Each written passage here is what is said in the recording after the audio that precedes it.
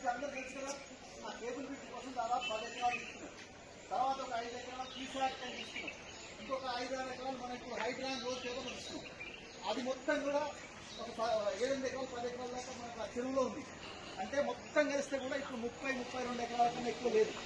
అందులో 10 ఎకరాలు మాసప్ ట్యాంకులో ఉన్న ఫైనాన్స్ యూనివర్సిటీకి కేటాయిస్తూ ప్రభుత్వం ఉత్తర్వులు జారీ చేసింది, ఒక లెటర్ పంపించింది.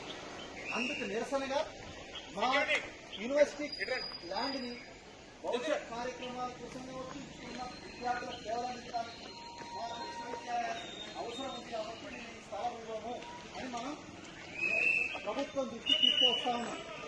వివిధ మాధ్యమాల ద్వారా, అంటే ఈ లంచ్ అవర్ డెమాన్స్ట్రేషన్స్ ఒక పార్ట్ అయితే ప్రభుత్వంలో ఉన్న మంత్రులు, ప్రభుత్వంలో ఉన్న అధికారులు, ప్రభుత్వంలో ఉన్న అన్ని స్థాయిల నిర్ణయాలు చేసే స్థాయిలో ఉన్న వాళ్ళందరినీ కూడా పర్సనల్గా కలిసి మీ నిర్ణయం తప్పు, మా అంబేద్కర్ ఓపెన్ యూనివర్సిటీకి ఎందుకు భూమి కావాలి, చిన్న 2 నిమిషాలు చెప్తాను మీకు.